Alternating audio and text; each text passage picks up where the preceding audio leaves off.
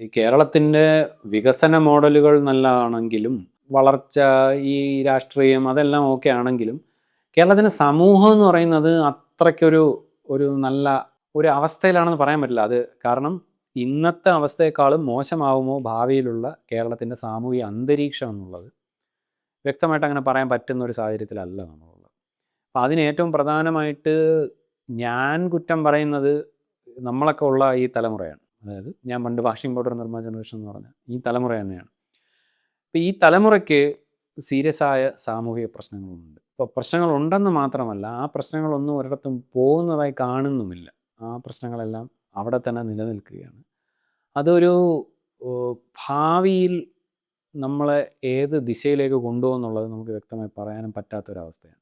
ഇപ്പോൾ അതിൻ്റെയൊക്കെ ഒരു സൈഡ് എഫക്റ്റ് ആയിട്ടാണ് ശരിക്കും പറഞ്ഞാൽ ഈ തീവ്രമായി വരുന്ന ഈ ഇടത് വിരുദ്ധത എന്നൊക്കെ നമുക്ക് പറയാൻ പറ്റുന്ന വികാരങ്ങൾ വരുന്നത്. അപ്പോൾ അതെങ്ങനെയെന്ന് പറഞ്ഞാൽ ഈ കേരളം ഒരുപാട് പേര് പറയാറുണ്ട് ഈ കേരളത്തിന് മറ്റേ ഇടതുപക്ഷ മനസ്സാണ്, ഇടതാണ് കേരളം എന്നൊക്കെ പറയാറുണ്ട്. അതിലൊന്നും ഒരു അർത്ഥമില്ല. കേരളത്തിൽ വളരെ റാബിഡായ ഒരു ആൻറ്റി കമ്മ്യൂണിസ്റ്റ് വിഭാഗമുണ്ട്. കേരളത്തിലെ ആൻറ്റി കമ്മ്യൂണിസ്റ്റ് ഇതിൻ്റെ നേതൃത്വം കൊടുക്കുന്ന മീഡിയ സ്ഥാപനം ഇന്ത്യയിലെ ഏറ്റവും വലിയ മീഡിയ സ്ഥാപനമൊക്കെ ആവുന്നത് അതുകൊണ്ടാണ്. കേരളത്തിൽ ഒരു ഫിക്സഡ് നമ്പർ ഓഫ് ഇടത് സപ്പോർട്ടേഴ്സുണ്ട്, fixed number of non supporters എന്ന് പറയാവുന്ന എന്ത് വന്നാലും ഇടതിന് എഗെയിൻസ്റ്റേ വോട്ട് ചെയ്യുള്ളൂ എന്ന് പറയുന്ന ആളുകളുണ്ട്. പിന്നെ പക്ഷെ പൊതു ഹെജിമണിയിൽ ചില കാര്യങ്ങളിൽ ഒരു ഇടത് നിലപാടുണ്ട്. പക്ഷേ എല്ലാ കാര്യങ്ങളിലും സാമൂഹികമായിട്ടും ഒക്കെ അങ്ങനെ ഒരു ഇടത് നിലപാടുണ്ടെന്നൊന്നും നമുക്കത് വിശ്വസിക്കാൻ പറ്റില്ല. കാരണം അതിനുള്ള സംഭവങ്ങളില്ല. ഇപ്പോൾ 90-കൾ എടുത്ത് നോക്കിക്കഴിഞ്ഞാൽ ഏറ്റവും വലിയ കൾട്ട് ക്ലാസിക് എന്നൊക്കെ പറയുന്ന ഒരു സിനിമയുടെ അടിസ്ഥാന തത്വം എന്ന് പറഞ്ഞ ഒരു മുതലാളി കൊണ്ടുപോയി ആ മുതലാളിയുടെ പണിക്കാരനെയും വേറൊരുത്തനെയും കൊണ്ട് പണയം വയ്ക്കുന്നതാണ് കടം തീർക്കാനായിട്ട്. അങ്ങനെ ഒരു സിനിമയുണ്ട്, പഞ്ചാബി ഹൗസ്. അത് ഭയങ്കര കൾട്ട് ക്ലാസിക്കാണ്. അതിവിടെ ഇറങ്ങി 100 കണക്കിന് ദിവസം ഓടിയിട്ട് ഇപ്പോഴും കേരളത്തിലെ എല്ലാ പാർട്ടിക്കാരും കണ്ടിരുന്ന് ഭയങ്കരമായിട്ട് കൈയടിക്കുന്ന ഒരു സിനിമയാണ്. പക്ഷെ അതിൻ്റെ ആ അടിസ്ഥാന കോൺസെപ്റ്റ് നിങ്ങളൊന്ന് ആലോചിച്ച് നോക്കിയാൽ മനസ്സിലാവും. അതായത് മുതലാളി കൊണ്ടുപോയി തൊഴിലാളിയെ വേറൊരുത്തനെയും കൊണ്ടുപോയി പണയം വയ്ക്കുകയാണ് കടം തീർക്കാനായിട്ട്, അടിമ പണി ചെയ്യാനായിട്ട്. അതാണ് അതിൻ്റെ തത്വം. അപ്പം ഇങ്ങനെയൊക്കെ ഉള്ള ഒരു സമൂഹം അങ്ങ് മറ്റേ നാച്ചുറലി ഒരു ജൈവികമായിട്ട് അങ്ങ് ഇടത് സ്വഭാവം ഉണ്ടെന്നൊക്കെ പറഞ്ഞാലൊന്നും വലിയ കാര്യമില്ല. ഏത് സമയത്തും പോകാവുന്ന രീതിയിലുള്ള ഒരു സ്ട്രക്ചറേ ഉള്ളൂ. പക്ഷേ ഇപ്പോൾ നമ്മളൊരു കഴിഞ്ഞ 50 അല്ലെങ്കിൽ ഒരു 70-75 വർഷത്തെ ഇന്ത്യയുടെ ചരിത്രം നോക്കുകയാണെന്നുണ്ടെങ്കിൽ ഗവൺമെൻറ് എന്ന് പറയുന്ന ഒരു ഗവൺമെൻറ്റിൻ്റെ സ്വഭാവത്തിനൊരു വ്യത്യാസം വന്നിട്ടുണ്ട്. ഇന്ത്യക്ക് സ്വാതന്ത്ര്യം കിട്ടുന്ന സമയത്ത് സമൂഹത്തിൻ്റെ മൊറാലിറ്റി ഇവിടെയാണെന്നുണ്ടെങ്കിൽ ഗവൺമെൻറ്റിൻ്റെ മൊറാലിറ്റി ഇവിടെയായിരുന്നു. സമൂഹത്തെ വലിച്ചുയർത്തുന്ന ഗവൺമെൻറ്റായിരുന്നു. പക്ഷേ ഈ കഴിഞ്ഞ കുറച്ച് കാലം നിങ്ങൾ നോക്കുകയാണെന്നുണ്ടെങ്കിൽ സമൂഹത്തെ വലിച്ചുയർത്താൻ നോക്കുന്ന ഗവൺമെൻറ്റിനെ സമൂഹം വലിച്ച് താഴെയിടും എന്നുള്ള അവസ്ഥയാണ്.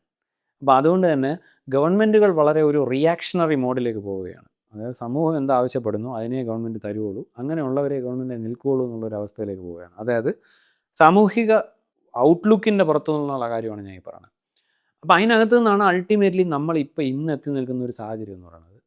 നമുക്ക് ഭയങ്കര രീതിയിലുള്ള ഒരു ടെക്നോളജിക്കൽ അഡ്വാൻസും പുരോഗതിയും ഈ പറയുന്ന കാര്യങ്ങളൊക്കെ ഉണ്ടായെങ്കിലും പണ്ട് മാർഷൽ മക്ലൂഹൻ പറഞ്ഞ പോലെ നമ്മളൊരു ഗ്ലോബൽ വില്ലേജ് ആയിട്ടാണ് മാറുന്നത്.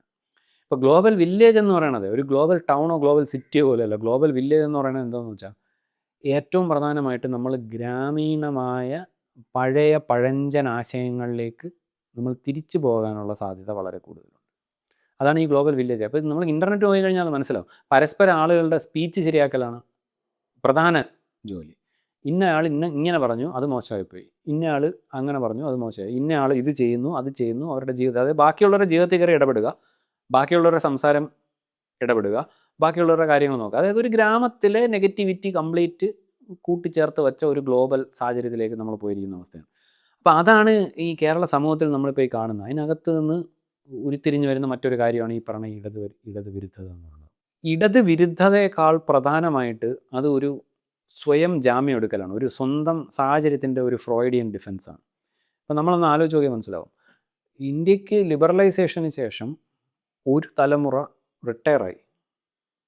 അപ്പോൾ ആ തലമുറ അതിൻ്റെ ഫസ്റ്റ് ബെനിഫിറ്റ് എടുത്ത് റിട്ടയറായി. അതിൻ്റെ മക്കളാണ് ശരിക്കും പറഞ്ഞാൽ ഈ ജെറിയാട്രിക് മില്ലേനിയൽസ് എന്ന് പറയുന്ന വാഷിംഗ് പൗഡർ നിർമ്മാണ ജനറേഷനിലൊക്കെ വീഴുന്ന ആ മില്ലേനിയൽസ് അതിനകത്തേക്ക് വരുന്നത്. ഇപ്പോൾ അവരുടെ സാമ്പത്തിക സ്ട്രക്ചർ ഇന്നിപ്പോൾ വളരെ ഈ ലിബറലൈസേഷന് ശേഷം ഇത്രയും വളർന്നു പടർന്നു പന്തലിച്ചു എന്നൊക്കെ പറഞ്ഞുകൊണ്ടിരിക്കുന്നതിനകത്ത് ഗവൺമെൻറ് ജോലി which is not by liberalisation ഇല്ലേ? ലിബറലൈസേഷന് മുമ്പേ ഉള്ളതാണ് ആ കോൺസെപ്റ്റ്. അത് കുറഞ്ഞിട്ടേ ഉള്ളൂ ലിബറലൈസേഷന് ശേഷം. നിങ്ങൾക്ക് ഗവൺമെൻറ് ജോലിയോ സോഫ്റ്റ്വെയർ ജോലിയോ കുടുംബ സ്വത്തോ ഇല്ലെന്നുണ്ടെങ്കിൽ എങ്ങനെയാണ് ഇവിടെ പൈസ ഉണ്ടാക്കിയിട്ടുള്ളത്? അങ്ങനെ ഒരു സംഭവമേ ഇല്ല. ഇതില്ലാതെ പൈസ ഉണ്ടാക്കിയ ആളുകളെന്ന് പറയുന്നത് തുലവും തുച്ഛമായിരിക്കും. അല്ല മോഹൻലാൽ എന്നൊക്കെ പറഞ്ഞാൽ ഓക്കെ. അത് കലാപരമായിട്ടോ കായികമായിട്ടോ വലിയ എക്സ്ട്രോർഡിനറി ടാലൻറ്റഡ് ആയിട്ടുള്ള ആളുകൾ ഒഴിച്ചാൽ. അപ്പോൾ ബാക്കിയുള്ള ആളുകളുടെ എല്ലാം ജീവിതത്തിൽ പ്രധാന കാര്യങ്ങളിലൊന്നാണ് ശരിക്കും പറഞ്ഞാൽ ഈ കുടുംബ സ്വത്ത് എന്ന് പറയുന്നത്, സ്ത്രീധനം എന്ന് പറയുന്നത്, ഇങ്ങനെയുള്ള കാര്യങ്ങൾ. ഈ സാധനം നിങ്ങളുടെ ആസ്തിയുടെ പ്രധാന ഭാഗമാണെന്നുണ്ടെങ്കിൽ നിങ്ങൾക്ക് ഒന്നുകിൽ ഈ സമൂഹത്തിൻ്റെ സ്ട്രക്ചറിനെ നോക്കി വിലപിക്കാം. കാരണം അയ്യോ ഇങ്ങനെ ആയിപ്പോയല്ലോ, ഞാൻ എന്തോ ഭാഗ്യം കൊണ്ട് എനിക്ക് കുടുംബസ്വത്ത് കിട്ടി, ബാക്കിയുള്ളവരുടെ കാര്യം കഷ്ടമാണല്ലോ. അല്ലാതെ നിങ്ങളുടെ തന്നെ ഒരു അവകാശം പോലെ നിങ്ങൾ എടുക്കുകയാണെങ്കിൽ, ഇപ്പോൾ കുടുംബസ്വത്താണെങ്കിലും സ്ത്രീധനമാണെങ്കിലും നിങ്ങളുടെ തന്നെ അവകാശം പോലെ, ഞാനൊരു സുന്ദരനായതുകൊണ്ട് എനിക്ക് സ്ത്രീധനം കൊണ്ട് കല്യാണം കഴിക്കാൻ പറ്റി എന്നൊക്കെ വിചാരിക്കുന്ന ആ ചിന്താഗതിയിലോട്ട് എത്തുകയാണെന്നുണ്ടെങ്കിൽ നിങ്ങൾ ഓട്ടോമാറ്റിക്കലി ഇടതുവിരുദ്ധനെ മാറിയേ പറ്റൂ. കാരണം കമ്മ്യൂണിസം പറയുന്നത് എന്താണ്? എല്ലാവരും അധ്വാനിക്കണമെന്നും ആരും അങ്ങനെ സ്വത്ത് കൈക്കലാക്കേണ്ടതെന്നാണ്. അധ്വാനിക്കാതെ കിട്ടിയ സ്വത്താണ് നിങ്ങളുടെ ആസ്തിയുടെ പ്രധാന ഘട്ടമെന്നുണ്ടെങ്കിൽ നിങ്ങൾ രാഷ്ട്രീയപരമായി കമ്മ്യൂണിസത്തിനെ എതിർക്കുന്ന ഒരുപാട് ആളുകൾ ഇവിടെ പണ്ടേ ഉണ്ട്. കോൺഗ്രസ്സുകാരൊക്കെ പിന്നെ എന്തോന്നാണ്, പണ്ട് തൊട്ടേ ഉണ്ട് ഇവിടെ. അങ്ങനെ ഒരു ധാര പണ്ട് തൊട്ടേ ഉണ്ട്. പക്ഷേ ഇതിൽ നിന്നൊക്കെ വ്യത്യസ്തമായൊരു പുതിയ ധാര വരണം. അതായത് നിങ്ങൾ സ്ട്രക്ചറലി നിങ്ങൾ ഇടതുവിരുദ്ധനാണ്. ഇടതുവിരുദ്ധതയാണ് നിങ്ങളുടെ ഒരു പേഴ്സണാലിറ്റി. മനസ്സിലായി? ഇടതുവിരുദ്ധത എന്ന് പറഞ്ഞ ഒരു പേഴ്സണാലിറ്റിയിലേക്ക് നിങ്ങൾ എത്തും. കാരണം എങ്ങനെയാണ്? എങ്ങാനും ഇടതെങ്ങാനും ശരിയാണെന്നുണ്ടെങ്കിൽ ഈ ലോകത്തിലെ ഏറ്റവും വലിയ വില്ലന്മാർ നിങ്ങളാവില്ലേ? ഈ കുടുംബ സ്വത്തും സ്ത്രീധനവും കൊണ്ട് ജീവിക്കുന്നവരാവില്ലേ?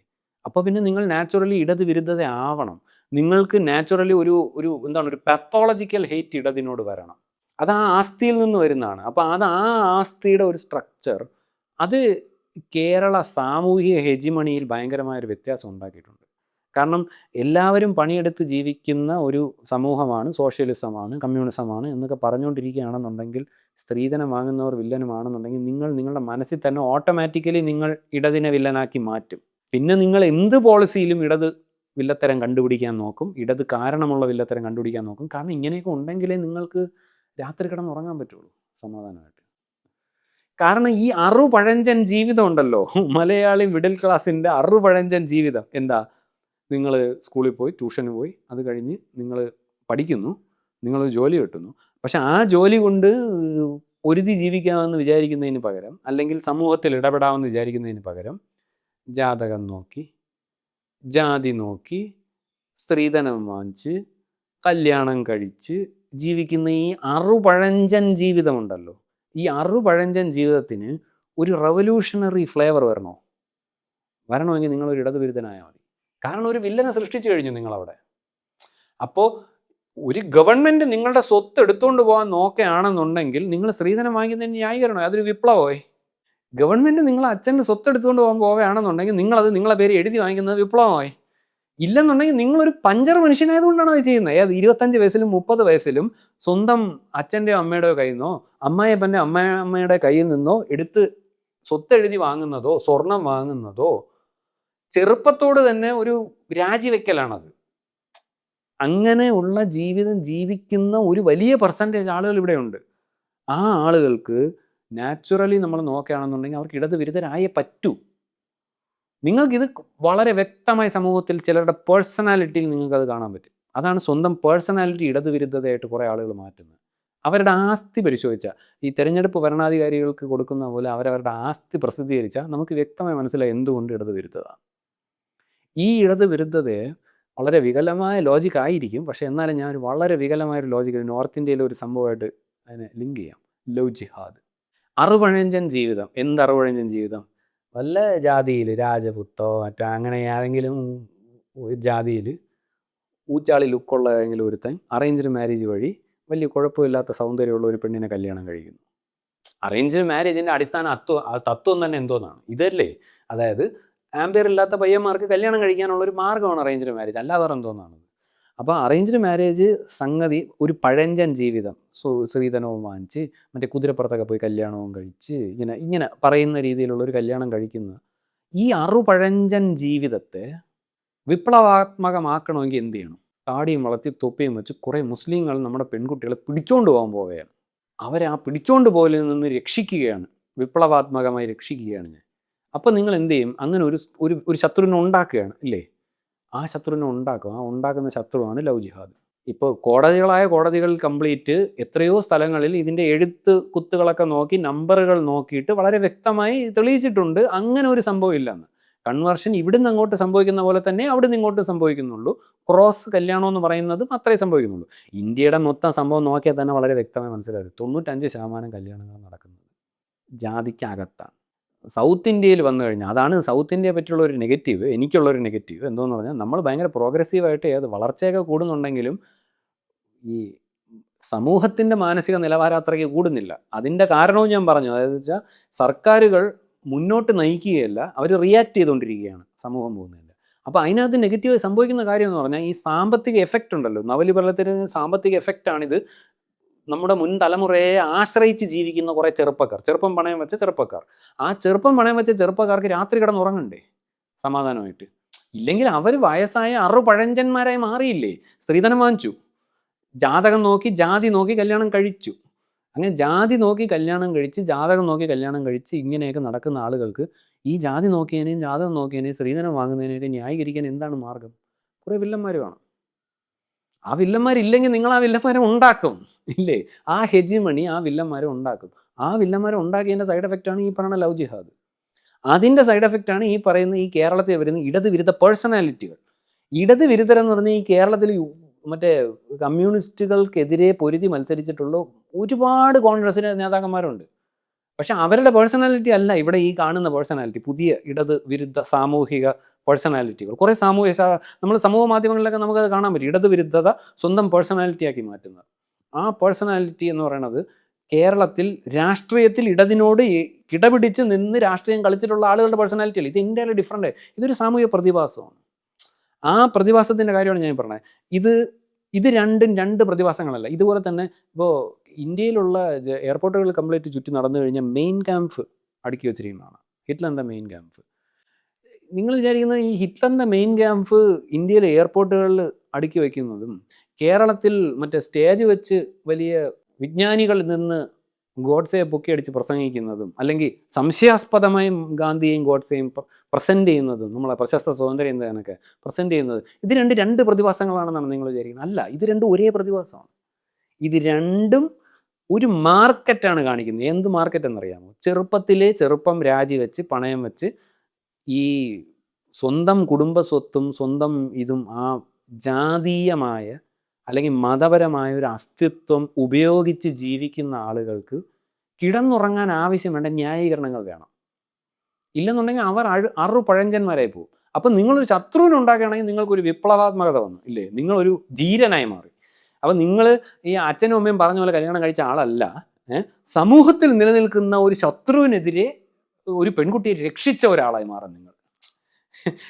അല്ലെങ്കിൽ ഗവൺമെൻറ് എന്ന് പറയുന്ന ഒരു ഭീകരജീവി നിങ്ങളുടെ സ്വത്ത് എടുക്കാൻ പോകുമ്പോൾ എൻ്റെ അച്ഛൻ്റെ സ്വത്ത് ഗവൺമെൻറ് എടുക്കുന്നതിന് മുമ്പേ ഞാൻ എഴുതി വാങ്ങിച്ചു എന്നുള്ള രീതിയിലുള്ള ഒരു ഇതാവും. അപ്പം ഈ അസ്തിത്വം, നിങ്ങളുടെ ഐഡൻറ്റിറ്റി, നിങ്ങളുടെ ഒരു വ്യക്തിത്വം തന്നെ നിങ്ങൾ ഉണ്ടാക്കിയിരിക്കുന്ന ഒരു കുടുംബ സ്വത്തിൻ്റെ പുറത്തോ ഒരു മതത്തിൻ്റെ ജാതിയുടെ പുറത്താണെന്നുണ്ടെങ്കിൽ ഓട്ടോമാറ്റിക്കലി നിങ്ങൾ ഇടതുവിരുദ്ധനായി മാറും. ആ ഇടതുവിരുദ്ധതയുടെ ഒരു എഫക്റ്റാണ് നമ്മൾ ഈ സാമൂഹിക മാധ്യമങ്ങളിലൊക്കെ നിങ്ങൾ കണ്ടുവരുന്നത്. ഞാൻ നിങ്ങൾക്ക് ഇതിന് മുമ്പ് ഒരു പ്രാവശ്യം പറഞ്ഞിട്ടുണ്ട്, കെട്ടകാലം കടന്നു പോവും, ഇത് നന്നാവും, ഇങ്ങനെയൊക്കെ പറയാം. ഞാൻ ആ ഇതിനോട് സബ്സ്ക്രൈബ് ചെയ്യുന്ന ഒരാളല്ല. എന്തായാലും കടന്നു പോകും. ആ കടന്നു പോകുന്നുള്ള കാര്യത്തിൽ എനിക്ക് സംശയമൊന്നുമില്ല. അതുമാത്രമല്ല, വരാനിരിക്കുന്ന തലമുറയോട്, ഇപ്പം നമ്മൾ കാണുന്ന ചെറുപ്പക്കാരോട് അവർ നമ്മുടെ തലമുറ പോലെ ഭീരുക്കളായിരിക്കുമെന്ന് ഞാൻ വിചാരിക്കുന്നേ ഇല്ല. അവർ കുറച്ചുകൂടെയൊക്കെ തുറന്നു പറയുമെന്നും ഇന്ന് സ്ത്രീധനം കൊണ്ട് കെട്ടിപ്പൊക്കി മറ്റേ ആൻറ്റി കമ്മ്യൂണിസം പഠിപ്പിച്ചു കൊടുക്കുന്നവരടുത്ത് അവരുടെ മക്കൾ എന്നെ തിരിച്ച് അച്ഛ സത്യം പറ, നിങ്ങൾ സ്ത്രീധനം ന്യായീകരിക്കാനല്ലേ ആൻറ്റി കമ്മ്യൂണിസ്റ്റ് ആയത്? സത്യം പറ. ഇങ്ങനെ പച്ചയ്ക്ക് ചോദിക്കും. സത്യം പറ, നിങ്ങൾ ഈ കുടുംബ സ്വത്ത് ആയതുകൊണ്ടല്ലേ നിങ്ങൾക്ക് കമ്മ്യൂണിസ്റ്റുകാരത്ത് വിരോധം? സത്യം പറ, എൻ്റെ അടുത്ത് സത്യം പറ എന്ന് അവരുടെ മക്കൾ ചോദിക്കും. അതങ്ങനെ ചോദിക്കുന്ന ഒരു സാഹചര്യം വരും. പക്ഷെ അതിലേക്ക് എത്തുന്നത് അത്രയൊന്നും സ്മൂത്തായിരിക്കില്ല. 100% എനിക്ക് ഉറപ്പാണ്. അത് കുറേയൊക്കെ നമ്മൾ സാമൂഹികമായിട്ടുള്ള പ്രശ്നങ്ങൾ കണ്ടിട്ടേ നമ്മളവിടെ എത്തുള്ളൂ. അപ്പം അത് ആ എത്തുന്നത് വരെയുള്ള ഒരു കാലഘട്ടമാണ് നമുക്ക് തരണം ചെയ്യാനുള്ളത്. അത് എങ്ങനെയായിരിക്കും എന്നുള്ളതോ എത്ര മോശപ്പെട്ട അവസ്ഥ അവിടെയൊക്കെ കൊണ്ട് എത്തിക്കും എന്നുള്ളതോ നമുക്ക് കണ്ടു തന്നെ അറിയേണ്ടി വരും. പക്ഷേ അടിസ്ഥാനപരമായിട്ട് ഇന്ന് നിങ്ങൾ കാണുന്ന ഈ ഇടതുവിരുദ്ധ പേഴ്സണാലിറ്റികളുണ്ടല്ലോ, അപ്പോൾ ഞാൻ ഇപ്പോൾ 2 ഉദാഹരണം പറഞ്ഞു. ഏത് ഇടത് വിരുദ്ധത എന്ന് പറഞ്ഞതും ലവ് ജിഹാദ് എന്ന് പറഞ്ഞ ഒരു ഫിനോമിനോൺ ഞാൻ പറഞ്ഞു. അത് ഇതിനകത്ത് നിന്നുണ്ടാവുന്നതാണെന്നുള്ളത്. അതായത് ആ നാണം മറയ്ക്കലാണത് ശരിക്കും പറഞ്ഞാൽ മറ്റൊരു ശത്രുവിനെ ഉണ്ടാക്കിയത്. ഇതുപോലെയുള്ള ഫിനോമിനോൺ ഇനിയും ഉണ്ടാവും. അത് നിങ്ങൾ നോക്കിക്കോളൂ. അത് എൻ്റെ ഒരു പ്രഡിക്ഷനാണ്. കേരളത്തിൻ്റെ സമൂഹത്തിൽ നമുക്ക് ഇനി അത് കാണാൻ പറ്റും. അതുപോലെയുള്ള വികലതകൾ, ഒരു ലവ് ജിഹാദാണ് നമ്മൾ കണ്ടത്. ഇതുപോലെയുള്ള ഒരുപാട് വികലതകൾ നിങ്ങൾക്ക് കാണാൻ പറ്റും. ഇമാജിനറി ശത്രുക്കളെ ഉണ്ടാക്കിയിട്ട് നിഴൽ യുദ്ധം നടത്തിയാലേ ഈ വാഷിംഗ് പൗഡർ നിർമ്മാണ ജനറേഷനിലുള്ള മലയാളി പയ്യന്മാർക്ക്, യുവത്വം പണയം വെച്ച മലയാളി പയ്യന്മാർക്ക് കിടന്നുറങ്ങാൻ പറ്റുള്ളൂ എന്നുള്ളൊരു അവസ്ഥ വരുമ്പോൾ അവർ പുതിയ ശത്രുക്കളെ ഇങ്ങനെ ഉണ്ടാക്കിക്കൊണ്ടിരിക്കും. ആ ഇടത് വിരുദ്ധ പേഴ്സണാലിറ്റിയിൽ നമുക്കത് കാണാനും പറ്റും.